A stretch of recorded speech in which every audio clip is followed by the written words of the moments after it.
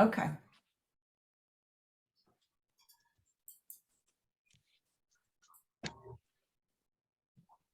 Okay, and we'll start. Good morning, everyone. I'm Victoria Hilditch, the coordinator of the Ridgewood Library ESL program, and I'm here with my colleagues, Victoria Schnorr, the assistant coordinator, and Janine Lanzacera, our ESL assistant. Welcome to Ridgewood Library's ESL Be Prepared program. I want to begin by saying that it is so nice that we have both tutors and students here today. Because I hope that you will continue to build on this information in your tutoring sessions with your students. As you just noticed, we are recording this session for those who are not able to attend, but also if you need to refer back to it to give you information. This idea to have Ridgewood Fire and Police Department present a program specific to our ESL community came about from concerns from both our tutors and students that the students are not completely familiar or comfortable with our local laws, procedures, or what to do in case of an emergency. Our ESL program supports and promotes that our tutors are just not helping students learn the English language. We also want to make certain that you feel comfortable, knowledgeable, and secure in your day-to-day lives. And the more information we can provide for you to do this, the better it is, because we feel it is important, and that is a big goal of ours in our program.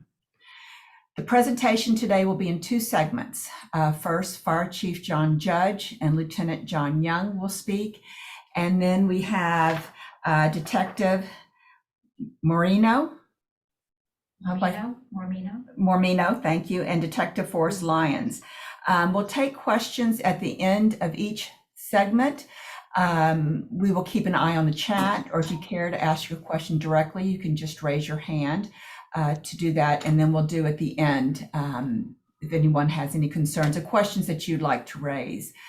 But before we begin, I want to say that we're honored to have both departments take the time to be with us. Neither hesitated when asked to participate. They know the value of providing clear information that will help you make appropriate decisions, especially in an emergency. I believe that I speak for all of us when I say that our goal is to help all members of our community. It makes us stronger and better. And now I think we'll go ahead and we'll continue to let people in. If you will all stay muted so we don't have any feedback, but I'm going to pass the mic to Ridgewood Fire Chief John Judge. Thank you.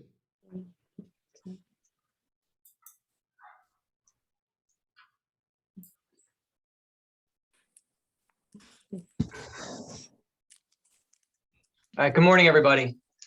My name is John Judge. I'm the fire chief here in Ridgewood as of 3 weeks ago. I started in Ridgewood in 2005 with emergency services. I worked at the dispatch center and I've been with the fire department since 2008. Firefighter, lieutenant, captain, and now as chief of department. With me today is our fire official, Lieutenant John Young, who will be speaking the second half of this presentation. So about the fire department in town, how we run. We are 3 different sections all as one. So there's 3 platoons that run 24/7. We're a career department. We have a captain, 2 lieutenants, and 10 or 11 firefighters per shift. We also have administration in my office here and in the back office with fire prevention, and then 2 lieutenants in our fire prevention bureau, which John Young will speak about later. There is a fire headquarters at the intersection of Glen and Maple if you're from the town, and another one up at Monroe and Glen is the West Side Firehouse Engine 3-1. I only say this because both buildings have emergency call buttons on them. So should you ever need something in the area of the fire station, there are call buttons there that you could utilize. So we have a very varied background of people that will come to your house should there be an emergency. The firefighters are electricians, plumbers, contractors, mechanics. We have military personnel, college, everyone that flies Black Hawk helicopters we have military who are loading weapons on aircraft as well. So we have a very diverse background of people that work here. So we're going to talk about today briefly is what the fire department in Ridgewood provide, our services you can call us for or what we will respond to, when to call 911, what you should be telling the dispatcher when you do call them. We'll talk about medical emergencies, and then Lieutenant Young will talk about fire prevention. So this here is a very brief list of some of the items we do with the fire department, and I'll just quickly go through. So everyone expects the fire department to respond to fires, which we do. We'll do building fires, vehicle fires, brush, electrical fires, and we'll do what has to go on with that. Water supply, force entry, we have ladders, search and rescue. However, the average across the country, fire departments only do about 4% of actual fires. The other 96% of the time is education and a lot of other call volume. So we do all kind of rescue you could think of. If you're stuck in an elevator, you'll see us. Any kind of vehicle extrication, if you get into a car accident, we'll do the jaws of life for. Swift water, floods, we have a dive rescue team. We do ice rescue, confined space, building collapse. If you go off a cliff, we have high angle rescue, all kind of rope rescue as well. And we do everything from people will go to the firehouse for a ring removal if you have it stuck. Valley Hospital ER will call us for a ring removal as well. We'll do lockouts. If you lock yourself out of your house, if you lock yourself out of your car, we'll come for that. And we do a lot of man versus machine, meaning people that get stuck, their hand stuck in a snowblower or any other small machines that they might get stuck in, we'll respond to as well. We do all types of utility emergencies, so everyone's aware. Electrical emergencies, whether it's in your house or downed wires. We respond to any kind of gas calls. If you have water issues in your house, shutting your water off, any kind of flooding, we'll pump out your basement. We respond to carbon monoxide alarms. And we also do a lot more other things. We do medical. So if you call 911 for an ambulance during the day, you will get the fire department. Any kind of fire alarms. With that though, we're big into education. So if your alarm goes off and you don't know why, or you have some questions when we're there, please ask us. We are more than happy to educate while at your house about why we're there or what is happening or any other questions you might have in terms of the fires. We also do hazmat. And if you need a child seat installed, we also have people certified as well as the police to do child seat installations. My biggest thing I'll say is if you don't know if you should call or don't know what to do, give us a ring. We'll either fix your problem or we'll put you in the direction of somebody who can fix it for you. So we'll always be here to help you out. So let's say you have an emergency, what to do. So everyone should know we call 911. When you call 911, you'll be calling and you called for police, fire, or ambulance if the emergency is happening now. Understand that if you're calling from your house, it'll give your exact address. If you're calling from your cell phone, it should give you closest to where you are. But there are some things that they will go over when you call. So we should know we call 911 if there's a fire, if you need the police, if someone's injured, if you see an accident. And when you call, these are some things they're going to want to know. So they want to know where you are, your location when you call 911, including your street address, the number you're calling from, and the nature, meaning what is going on, the details about it. Now you might be saying, hurry up to send somebody. Having worked at the dispatch center, when you call, I'm already sending somebody. But in the meantime, while the police, the fire, the ambulance is driving to you, I'm trying to get more information than I'm on the way. So please don't be frustrated if the dispatcher is asking you question after question. We're already coming. We're here. We're on the way. We just like to get a little bit more and try and help you along the way. Another thing to mention is the Gamewell boxes. So if you remember on the street as you drive through Ridgewood, there are boxes that are, I wish I had a picture of it, sorry. They're red and white boxes with the pull handle. As the white handle, you can pull down to call in case of emergency. Those work all throughout town. And we've had some storms here. We've lost all communication, except those still work. So if you need the fire department, police, ambulance, or somebody to respond, and you don't have a phone, those red and white boxes on the street will call us and we will know to respond right to your location for where you are. On the medical side, as I said, we handle all the medical during the day and we handle as backup on the weekends, as well as sending an engine 24/7 for any call that's more serious. When you call for help, the ambulance will show up. You'll get the fire department, you'll get the police department, you'll get potentially paramedics from the hospital. So don't be surprised if all of a sudden you have 5, 7, 8 people showing up when you call 911. Ambulance, if you call, we'll ask about your medical history, some medications, potentially allergies, They're going to ask you what happened, where you stored your medications, anything else going on. They might want to talk to some family members as well. Things that help us is if you have a current list of your medications, to keep that. It helps us know for treatment and for the hospital purposes. Also, if you have a list of your past medical history, that'll help us as well. Last thing, there's things such as medical alert bracelets, life alerts also, that if you push the button will automatically call for help. And the fire department responds on every medical alert activation with trained medical personnel. So if you were to fall and couldn't get up, or you had a question, you just needed help being lifted up out of your floor or something, you push that button and the fire department with the police will also be showing up as well to help you.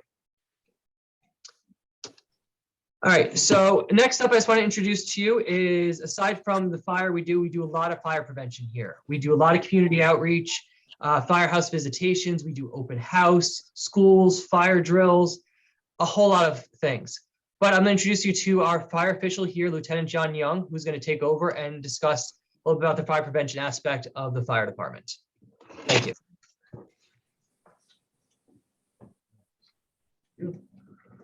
Well, good morning, everyone. Thanks for coming out today or signing in today. There we go. So one of the things that fire prevention does is we test smoke detectors. Anytime a home is sold, we'll come through and make sure that all the smoke detectors, carbon monoxide detectors, and they have, excuse me? And that there's a working fire extinguisher at the home. If you're purchasing a new home, you should get a certificate from the Ridgewood Fire Department, or if you're renting a home, you should get that from your landlord as well, saying that we were there and everything worked fine. Smoke detectors, they should be in place on the ceilings at a minimum of one outside each bedroom and then one on each level. And carbon monoxide should be on every level that has a bedroom at a minimum. You can always have a little bit more.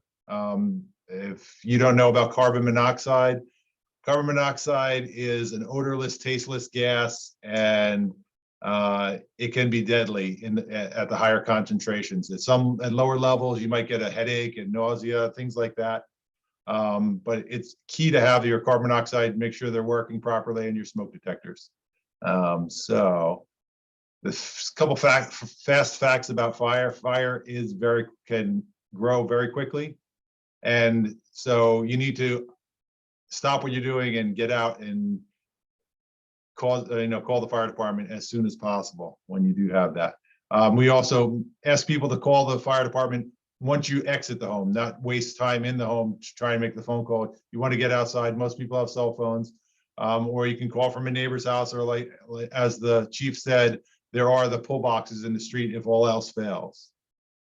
And having an escape plan. We part of our process at the fire prevention, we teach at all the schools, and we always tell the kids to have an escape plan. When the alarm goes off, what do you do? But everyone should have an escape plan. So when the alarm goes off, where do we meet? That's the biggest thing, is once we leave the building, where is everybody going to meet? Because one of the first things the fire captain, when he arrives on scene, he's going to ask, is everyone out safely? And if people went different areas and not in the same, we won't know if everyone's out. So it's important to have an escape plan and have a meeting place. That's a big item that we look for, and we try to impress on the children. Let's see. Smoke alarms, we talk about this every level, every bedroom. You can push the buttons to make sure that they're working. It's always a good thing to find out what it sounds like. I would suggest that everyone knows what their smoke detector sounds like and your carbon monoxide detector sounds like. And like I said before, carbon monoxide, sometimes the alarm will go off and people will look around and not see anything, and they'll feel like, well, it's a malfunctioning alarm. And with carbon monoxide, you can't assume that. So it's always best, if your carbon monoxide detector is going off, to call the fire department. We'll come, we have the correct meters to measure the levels of carbon monoxide, and we'll figure out what's going on. Sometimes it is a malfunction, but we much rather find out that it is firsthand and not, be surprised by something. Talking about replacing smoke detectors if they're over 10 years old.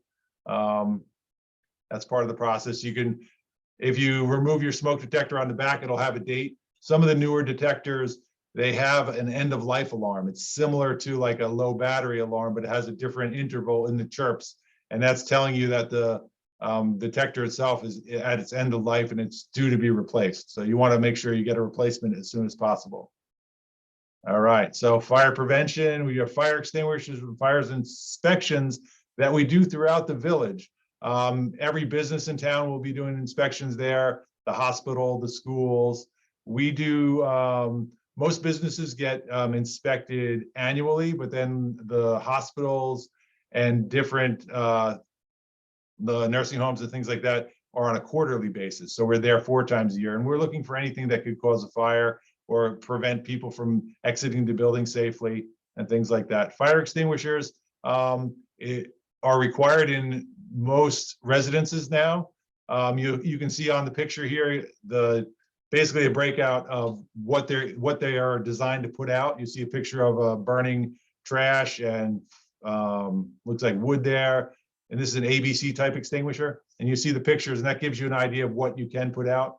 If you choose to put, you choose to fight the fire. Personally, I think I'd like to get everyone out safely, but if the fire is small enough and you feel confident that you can put it out, by all means. So let's see what we have. We go into questions pretty quick. Any questions? I do. And we'll keep, if anybody else, we'll keep an eye on it. Can I ask one thing? I know where the pull box is in our neighborhood. Are they like every half mile, every 2 blocks? I don't know there's a specific interval. They're usually at intersections and they can be through the street, but I don't know if there's a specific interval. I don't know how, yeah. Like fire hydrants, even at that. But they are there and they're working. It's not we call it the ultimate low technology because it's a simple, you pull down the door, you push a lever, pull down a lever behind it, and it's going to ring. But the box itself, you might not even know that it's making any noise, but it's making things ring at the fire station and at central dispatch. Sure. So it's doing, okay. For those who don't know what I'm talking about, I just found this on my phone quickly. If you can see, that's what it looks like. So that's what you'll see on the side of a telephone pole or something. And that white handle, if you pull it, will automatically activate at the fire department, at both fire departments. And we have a map and numbers that correlate to every box. We know exactly the location you are based on the number of the box. So if you were just to pull that and wait, we're coming. Yes. Okay. That's the key point there is have somebody wait at the box because like I said, it's low technology. It'll send us to, we will respond to that box, but we won't know what's going on. We won't have the information that like the dispatchers might pick up when they're asking questions and stuff like that. So it's very imperative that somebody waits at the box to tell us what's going on. Sometimes it's self-evident. You see a car accident or something's on fire, but sometimes it's not always that evident. Okay. So that's important. If it's an accident, just wait. Yeah. Okay. The other thing I was, when you spoke about that if you've fallen and you have a bracelet alarm or you've got your phone, if you can't get up, you can get into our home if the doors are locked. We don't feel the need, oh, now I've got to try to crawl to the door to let you in. If our home is locked, you can get in? More often than not, we can. Sometimes we do have a residential lockbox program in the village that if you contact fire prevention, we can set you up with a company that will provide you with a lockbox and you can put your key inside there and we can have access without doing too much damage. Our guys are very good about getting into the homes. Okay. But that is an option to have with the newer, more and more homes are more secure. So it's not like it was way back when. So yeah, it's something to think about to having that residential lockbox. You'll see in the village, in most commercial buildings, you'll see a small little key safe up by the front door, and that's what's in there, keys to the building. And the Ridgewood Fire Department are the only ones that have access to that, so it's safe. But it lets us get into the building and check the residence or the commercial property very quickly without doing any damage. That's key. Right, because that's what I think, if you're stressed, oh my gosh, I can't get to the door to let them in or something. We'll get in, but there are better ways, simplest ways to use a key. Okay. Does anyone else have any questions? Victoria, can you ask them to stop sharing their screen? Oh, and if you're done, we can, you can stop sharing your screen. And they Okay, can there we go. put you Yeah, up. there we go. There we go. But I'm not seeing any other questions. You always provide such thorough information. Did you have something? Yeah, so yeah, that I would just reiterate what Chief Judge said with regards to if you think there's a problem, call 911. We'd much rather find out about it. A lot of people are very hesitant. They don't want to bother us. They don't want to disturb us, during dinner or something like that. We're here 24 hours a day, 7 days a week. We like to come out and see what the problem is while it's still small, because things tend to get bigger over time. And that's one thing, never hesitate to call 911. And there's so many people, so many resources that will be put into place by calling 911. As far as any problem, they can pretty much handle it from there. They'll dispatch the right people. Excellent. And that's what I think with Chief Judge was saying of when you're calling 911 and you're having to provide more information, don't worry, it's already happening. Everything is happening. And that was very reassuring too, that we're on our way, even while you're still talking to the dispatcher. So thank you so much. Thank you. Thank you all. Okay. Sorry. Are there any other questions? Now I can see everyone. Okay. But any other questions? Okay, then if not, then we can go on with the Ridgewood Police Department. Victoria, I Oh, have a yes. question. Okay, Nene. It's not a question, but could you speak more slowly for us? It's a little bit faster, so we can't catch 100% about. Sorry. No. Don't apologize, and I completely understand. So, sure. Okay, thank you. I will try. I will speak a little slower. So good morning. Thank you everybody for coming. We're always happy to be able to get our message out ahead of time so everybody knows what to expect when they have an encounter with a police officer. So thanks again for making the effort to understand how to relate to us. So to start off, my name is Detective Captain Lyons. I'm in charge of the Detective Bureau here in the village of Ridgewood. And this is Detective Anthony Mormino. How are you? I'm an SRO and also a detective. So an SRO is the student, the school resource officer. So he works in the schools with the children. So I thought he might have some valuable insight in case you had any questions about how the police interact with our children within the village. So to start off, we have about 45 police officers in town. Some of them are in plain clothes like myself. And others are in full uniform, as you're probably more used to seeing. We have a detective bureau, which is who does the investigations after the fact. We have a patrol bureau, which is who you see most often. They're in charge of making sure any emergencies are promptly responded to. So they're the people and the officers that you're going to see all the time handling car accidents, pretty much anything out there. The detectives you won't see unless it was something more serious, and they're coming out after the fact most of the time. We also have a traffic division. They're working on plans to make the traffic work better in town and also doing in traffic enforcement. We have accreditation, what we call administrative services. So in policing, we have tons of administrative functions, a lot of rules, guidelines, regulations that we are required to follow by law. So our administrative section there, along with captains like myself and the other patrol captain and the chief, of course, will work to make sure all of our guidelines and policies are proper within the state of New Jersey and obviously for the federal government. So I'm going to jump to a couple of things that I'm sure most people want to know. And then at the end, anybody who's got any questions, just jump in, and I'm sure we can do that towards the end. So one of the things we get asked all the time is, what should I do if I get pulled over? Okay.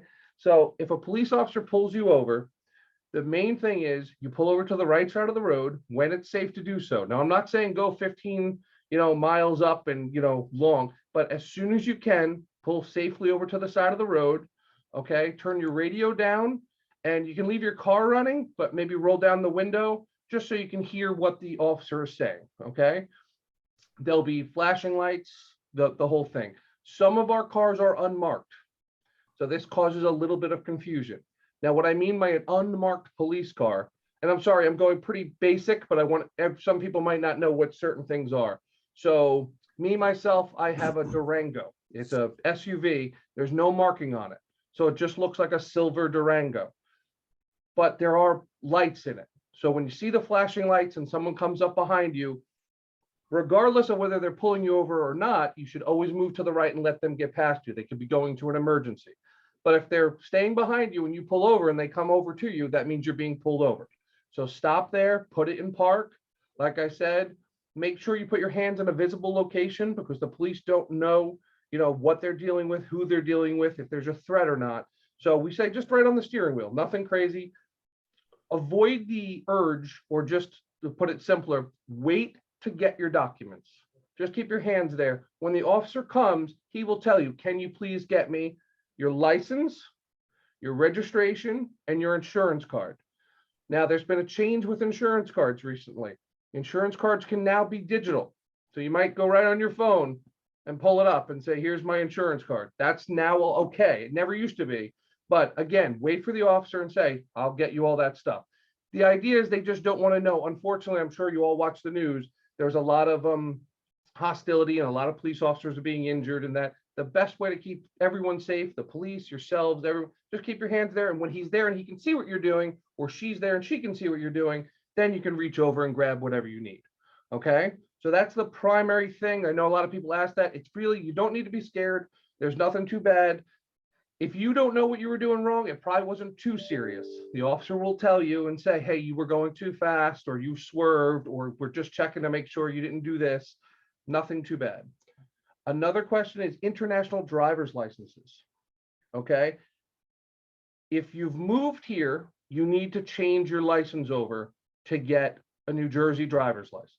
If you're just visiting and you're under 60 days, and they're very delayed right now, so it might be up to 90, but generally it's 60 days, then you can drive with your current license.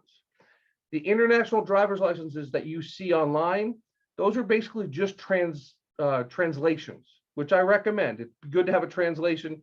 The officer may not speak whatever language your original driver's license was in, so a translation is very helpful. But you do not need an international driver's license. Some of them are scams where they're like, you can drive anywhere on this. They're just a translation of your original country's document. So make sure you have your original country's document and some type of translation. If I may. Also, at the moment where the officer is at the door, asking for your license and your registration insurance, if you have some sort of difficulty with English, or if you have some other difficulty, like we see this a lot with some of our autistic drivers or drivers with special needs, right then and there, please communicate with the officers. Say, no problem, I'll get what you need, but just so you know, I don't speak English is my second language, or I have a special need, I'm autistic, the lights behind me or the siren or your radio is distracting, can you please turn that down? As long as you communicate those things, our officers are very good at picking things up without you telling us, but it's far easier, and it'll help the situation by just explaining that special need to us right then and there. This way we can help accommodate you as best as possible. There may be things that we can't do. You may see the lights behind me, all those very bright lights is super distracting. There's a reason why we have those lights on, and we may not be able to accommodate you that request, but at least if you tell us that, we will understand and we will assist the best we can to make the stop go as smoothly as possible, because the name of the game is just to keep everybody safe and to enforce the law. So as long as we can accomplish that goal safely, as quickly, and get you moving to where you need to go, then it's a win for everybody. Another topic we always like to address is what you should have with you. So you should carry some type of ID with you. Okay, so whether you have a driver's license, a passport, whatever you have, always make sure you have copies and stuff so you don't lose anything like that. But you want to make sure you have some sort of ID. Another good thing to have is emergency contact numbers, whether you're in your phone, but they're accessible. I know most phones have an in case of emergency setting, so we can contact somebody if we would need to. that so we don't have to get through the security on your phone. We can still do that.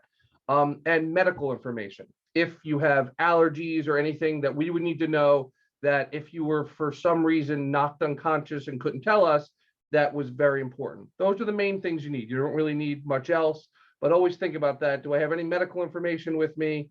If applicable, a driver's license or other form of ID, and contact information. So we know who to contact to get you help. The other people you'll probably see that work with the police department are the crossing guards.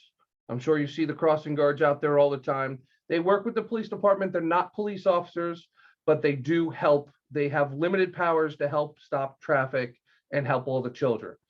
That being said, you do have to stop when they walk out in the roads. They're allowed to stop you, let the kids cross and all of that. When you're at a crosswalk that doesn't have a crossing guard, if someone is walking in front of you, you still have to stop, regardless of whether or not there's a crossing guard there. If they've already started going into the crosswalk, please stop. We get a lot of those accidents and they're not very good. I always say, stop, look, wave, make sure they know. Sometimes they might not know if you're going or they're going. Try to look at them and see them and wave and let them know they can go, or vice versa. Sometimes they might be walking and they're not crossing. That happens sometimes too. They're just standing there. Wait until they look at you and they'll wave you on. Just takes a fraction of a second, but that really helps. So you know, hey, they're looking at you. It avoids the thing. If you're just like, I'll stop, and you don't look at them and then you start going, you don't know what they're doing. Some people stop in the middle of the road, they drop things. So just take a little extra care with that time. That really helps. When you're injured and you need to go to the hospital, there's a difference between calling an ambulance and driving yourself. If you feel as though you cannot drive and you need help, call an ambulance. Don't try to get in the car and think I'm going to make it. That can cause problems. We would prefer you call the ambulance. We will come and take you right to the emergency room. As Chief Judge of the fire department said, you're going to get the fire department to come, a police officer, and an ambulance. So there's a lot of people, but it's safer that way to do. Real quick, you'll see a lot of scams out there. There's a lot, if everybody knows what the scams are. So a lot of people will call you and say, hey, we're collecting for the police department, the fire department, the IRS, all sorts of stuff. Know that businesses like that don't call to solicit. Okay, they'll never call you like that. They generally send official letters. Now, if you do get a phone call and you think, wow, this seems real to me, they're very good. Always go online, find the official number. So if it's, let's say somebody calls you and says, hey, this is Public Service Electric and Gas. We're going to shut your power off unless you pay us $2,000 right now. You hang up and you call, you go to the internet and you find out what the number is for Public Service Electric and Gas. You call that number and you say, do I owe you money or anything like that? And that's the real number. You don't want to go by what they say. They'll always come up with random things. The same goes for police department. They'll say, hi, this is the Ridgewood Police Department. We're soliciting for donations. We want a donation so we can buy new patrol cars, this, that, the other thing. We don't do that. We don't call you and ask for money. There's one PBA, the Patrolman Benevolent Association, which is like our union. They send out a piece of mail once a year, just once a year, that says they're soliciting for donations. They'll never make a phone call. They won't come to your house, none of that stuff. So all of that is scams.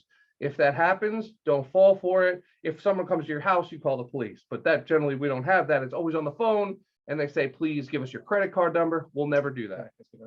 So another thing too is, and in the Detective Bureau, we see a lot of those unfortunate cases. People do, and I'm sure you have friends, if not yourself, who have sent large sums of money, be it through gift cards or through providing some sort of a credit card number. The best thing to do is to slow everything down.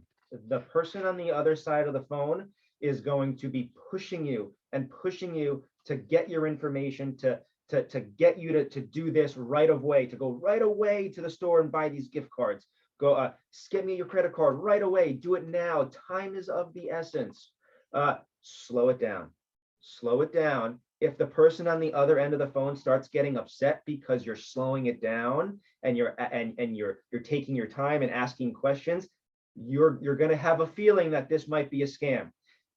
If you have that feeling, it probably is a scam, right? So there's no problem with just hanging up that phone. Just hang it up. Just hang it up and move on from there. Give us a call if it's repeat offense or you did end up sending money.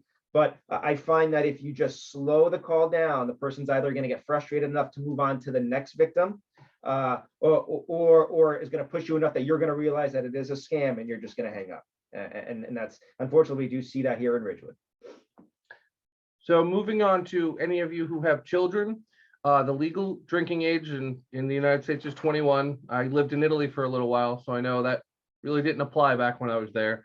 There were kids who were 15, 14 at the bar and was totally acceptable. Here it's 21.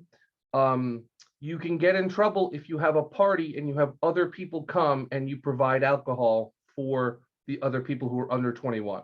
If you're giving your own children alone alcohol, that's a different story. But if there's a party and other people's children who you're not legally responsible for are there, you can be in trouble. So please know that. Don't provide alcohol to anyone who's not your own child. Marijuana is another. It is still not legal. However, it's been decriminalized. Now, I know that's a fancy term. Basically, it means that the state is coming out with ways to legally buy it, but they haven't come out with it yet. So if you have marijuana, we will not be arresting you for it unless you have a lot that you're planning on selling to other people.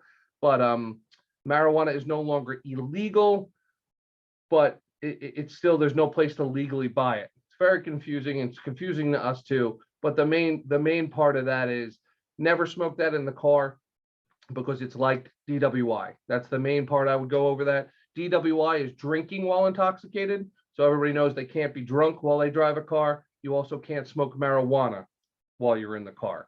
Those are still laws that are on that are applicable. If you're in your house, the laws have changed. For another part of children is car seats. Chief Judge mentioned it. They do car seat installations. We do car seat installations. But some of the terms are, if your child is 8 years or 80 pounds, they don't have to be in anything. But under 8 years old or under 80 pounds, they have to be in stuff. Now, I'm trying to remember the exact thing. You remember it. But children must be in a forward-facing car seat until they're 4 years old or 40 pounds. Okay. If you have to have a rear-facing car seat, 1 year old and 20 pounds. Okay. So that's the really little boys and girls are still in that. Then they go to forward-facing car seat, and then you're in a booster seat until you're 8 years old or 80 pounds. Bicycles, if you have children that like to ride their bikes, have to wear a helmet. Okay. If you're under 18 years old, which is legally an adult, you still have to wear your helmet. I recommend you wear your helmet when you're over 18 too, just like a motorcycle. If you fall, you're going to get hurt. But under 18, it is required. If you're involved in a car accident, and I know I'm going through a lot of stuff, but there's a lot of stuff people always ask because I'm trying to hit the most common things. If you're involved in a car accident, immediately call the police if it's pretty serious. Stay on scene. Don't drive away unless you feel it's absolutely necessary because there's extenuating circumstances where you're in danger. But for the most part, stay where you are and call the police. If you're in a dangerous location, you can try to get out of the dangerous location. If you're on the fast lane of the highway and the car is disabled, you may have to move. But for the most part, stay where you are and call the police. If you can, if your car is drivable, exit the lane of traffic. So if you get into an accident in the middle of the intersection, but your car is still able to be driven, get yourself to a safe place. We see that a lot on the highway. If you're in the middle lane and you have a fender bender, right, a very minor accident, if you're able to, and if everyone is safe and the cars are still drivable, get out of the lane of traffic, move to the shoulder. I promise you that the police officer will be able to identify the circumstances of the accident by the statements, by what people tell us, and by the damage on the cars. So you don't have to leave the two cars in the middle of the intersection if there's an accident, as long as you can still drive away, drive to a safe area. So we can still kind of figure out what happened by what we see after the fact. We find that accidents tend to occur, more dangerous things tend to occur after the initial accident if you stay in the traffic or stay in the intersection. So if you can, just move it to the side of the road. Also, if you're dealing with the police officers and you're having a hard time understanding what they're saying, they're speaking too quickly, or just it's very complicated and there are words that you just well beyond your grasp. Like for myself, I'll speak for myself. I speak Italian. I speak it pretty well, but it can get very confusing if I were talking about things that are not common everyday things. If I was talking about a business or economics or something like that, it gets confusing. We have language assistants. You can ask the police officer, can you please get someone who speaks the language? We may not be able to do it in person, but on our cell phones, we can call people and it's a language line. So what would happen is I would call, you tell us what language it is, we'll call somebody and then they can play, translator. So they'll relate to us back and forth. So that's always very important. Always remember, you can ask for that and say, I'm having a hard time understanding. Can you please call someone? And then that way you can get your full story. We prefer that than getting bits and pieces of the story. Also, I can also tell you that we deal with special populations all the time. So, and we generally take our cues from the person with a special population. So if, for instance, if your English is your second language and you have a device, you have an app on your phone that will help you translate for us, use it. Use it. Tell the officer, I have an app and I'll speak with it and you'll be able to understand. Use anything that you have at your disposal to help us. That's allowed and it's welcomed. We deal with people who don't speak at all. And we have techniques and we will work with that person to ensure that, that everybody is safe and that we can get the job done that needs to get done. And then just some minor things that I'm pretty sure everybody here knows, but you're not allowed to be on your phone while you drive.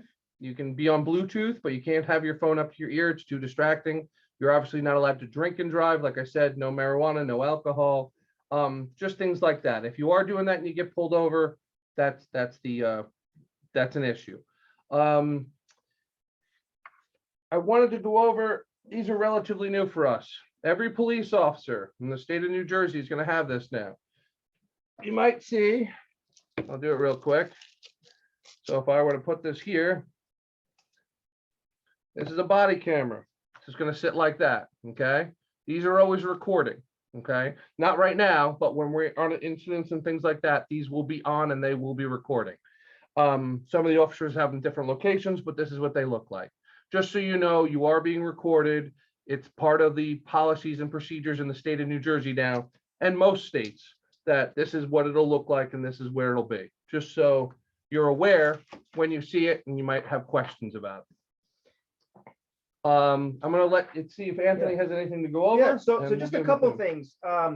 So we are seeing, and I can speak from the detective side of things, we are seeing a dramatic increase when it comes to vehicle thefts and like vehicle burglaries, so car thefts and burglaries of vehicles.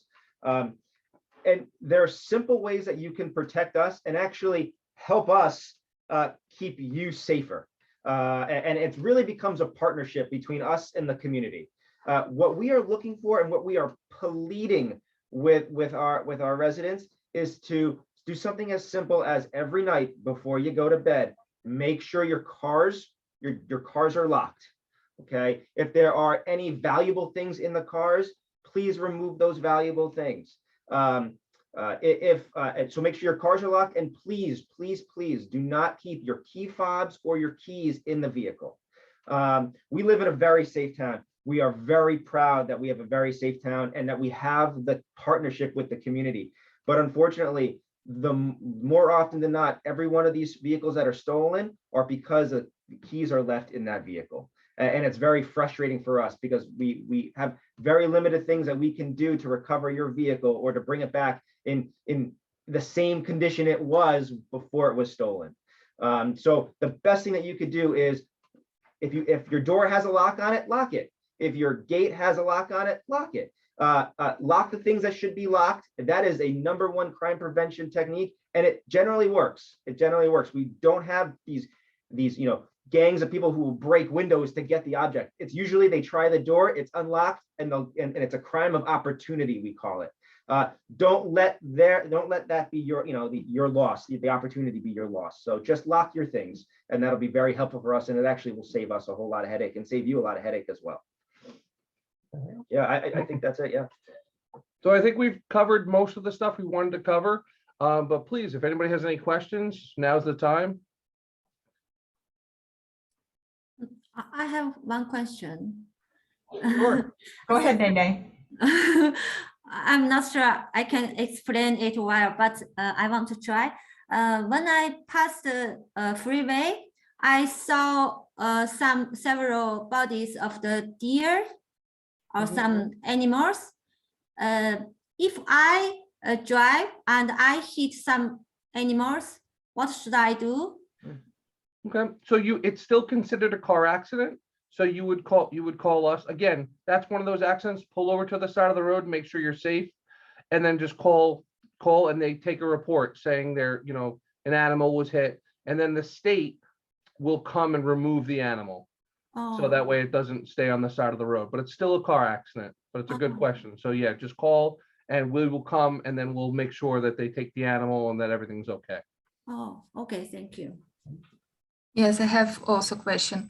What age must be children be to stay at home alone without parents, without children, with parents and adults? Yeah, so there's really no direct age. It goes kind of by the level of maturity. Like if you believe your child can be home, if you think they're responsible enough. I mean, there's no direct actual age. I mean, I've seen some children who are very mature at like 9 and 10 who could probably do it, and then others who would not be safe all the way up to 15.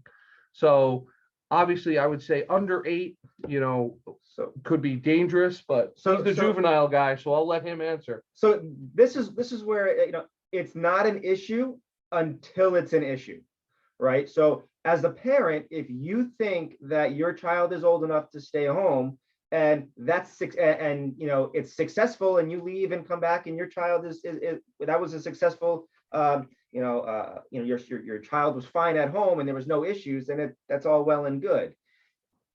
If, however, there is a problem and it can be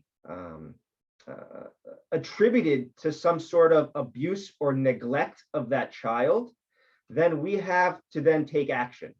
So you have to be, as a parent, we have to be comfortable leaving our children and understanding that if there is a problem, if they have to call 911, they can get help, and it's still a responsible thing to do to leave that child at home. So it really comes down to the parents. But again, ask yourself that question: if something were to occur, if there was a fire in the home, if there was somebody trying to burglarize my home, come into the home, could my child respond appropriately? If the answer is no, then no matter what the age, that child shouldn't be left alone. Anything else? Hello. Fatima, go ahead, and then go Saren. Yep. If I find animal needs help on the street or in my backyard, where should I call?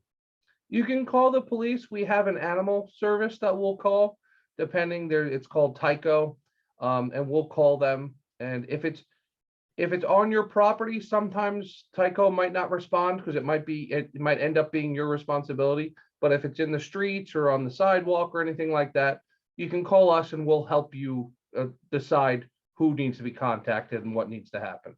Police We get that a department. lot. Police Yeah, department. just call us. Yep, All right, thank you. no problem. What else? It's hard Fatima. with Zoom. I don't know who I'm pointing at. So Fatima, you need to unmute yourself.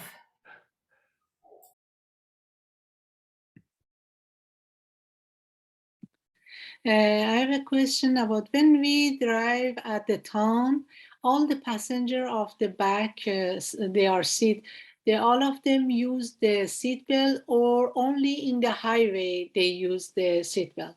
No, pretty much they should always use their seatbelts. Once you're over, what is it, 16? Is that problem if it's done? Yeah, 16.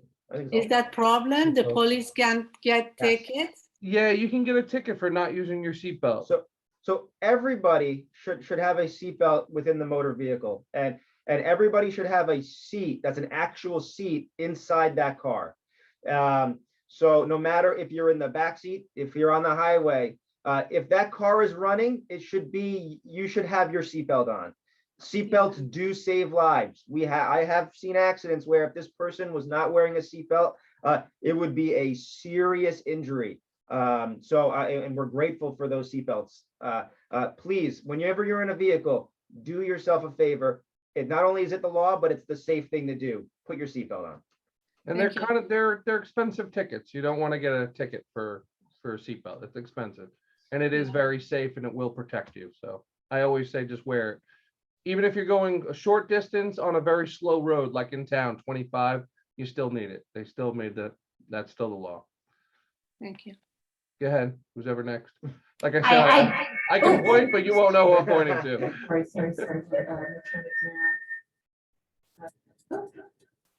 Sorry. Okay, sorry. I just wanted to add to that, address that issue. Fatima, you mentioned in town, and you think if you're just in town, you're going you're not driving very fast, but accidents still happen.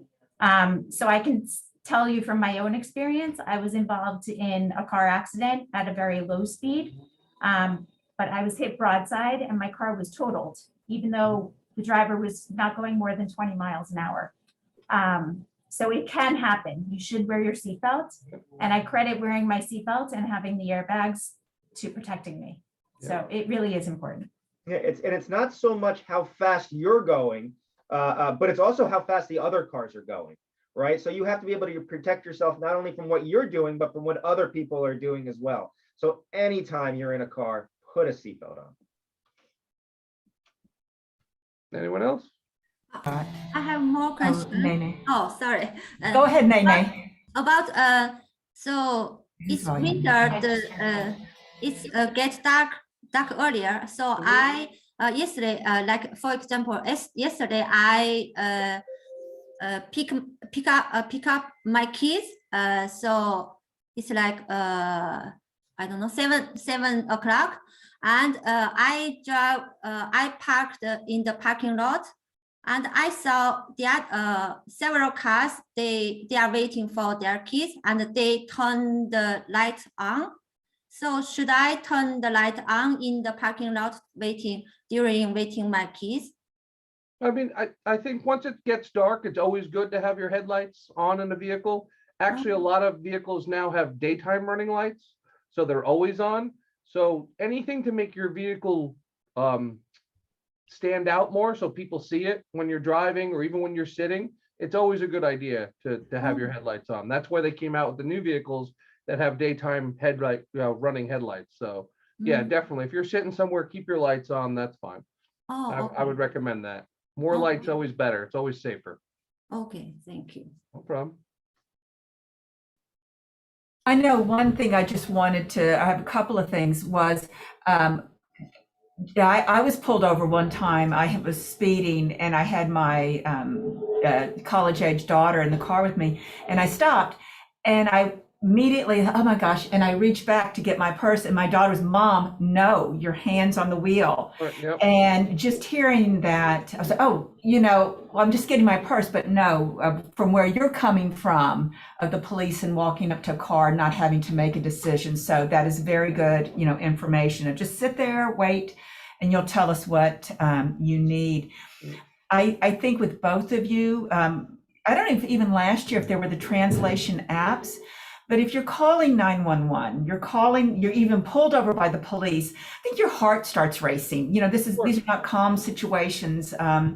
And so your English, you may start speaking either in your native language or your skills kind of leave you. And so for all of y'all to know that they have these resources to help you. And I think also Valley Hospital will, that you're coming in a panicked mode.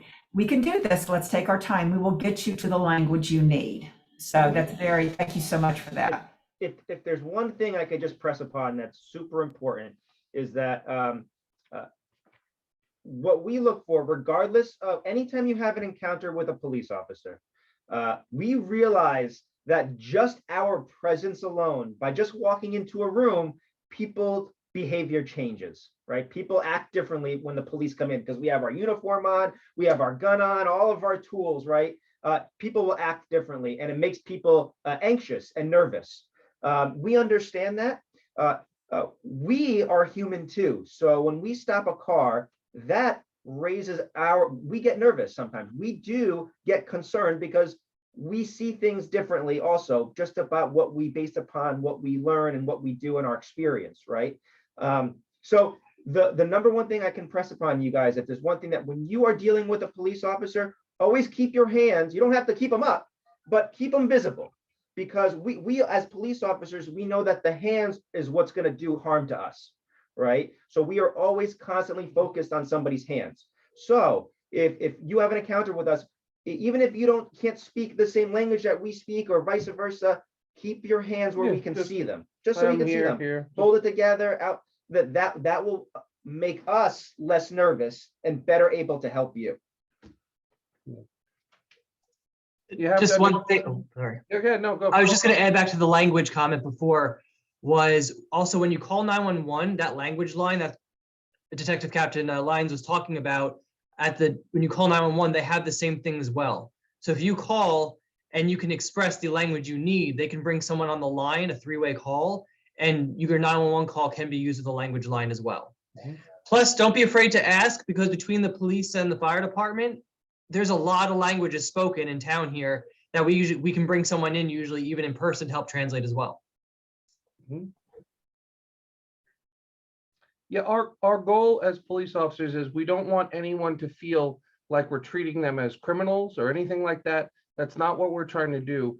But the problem is we don't know who we're dealing with when we're coming up to a car. We don't know who's in that car. We don't know if they're friendly or if they're adversarial. So we treat everyone the same. And we try to be respectful and polite. But if we see hands, we can kind of relax. If someone's fumbling around, you might just be trying to get your documents. 95% of the time, that's what it is. But we have personally, in these areas, have seen people going for weapons, have seen them hiding drugs. And that's when you do it, before the cop gets to the window. So we don't know what you're doing. If you're sitting there, you're fine. That's just how we operate. I don't want people to think that we think everybody's a criminal. That's not the case. We just don't know what we have until we get there and until we get to speak with everyone. That's why it was a pleasure being able to present to you, and hopefully you can share this knowledge to everyone else. I'd like to thank Detective Mormino for helping me out. He's very knowledgeable with all the juveniles and all the other stuff. Is there any more questions, or is that it? I think that might be it. I can't tell you how much I appreciate this. We have almost 100 students in our ESL program, which I would say is really an ELL program, language learners, or because many of them speak multiple languages, which is such a benefit. And I would say we average anywhere from 24 to 30 countries. So you can see this coming together, and each of these countries from out the world, the different continents, laws are different. And you think you might know. My husband's from England, and when we try to cross the road, he pulls me back, the car, so this is beneficial for everyone. We want you to stay safe. We want you to feel comfortable. And if you do that with the knowledge of how we do things, it's all the better for everyone. So I just appreciate people coming on. You'll be able to view this video again with your tutors. We'll have it on our YouTube channel. And that just the other arms of our village feel the importance of this. So I'm very grateful to the police and fire department for agreeing to do this each year. Yay, yes, thank you all very much. So if there are no more questions, which I'm not seeing any hands, visible hands or the Zoom hands up, I just appreciate everybody's time with all this information. I always learn something every single time. So I just appreciate all of this very much, and I thank you all.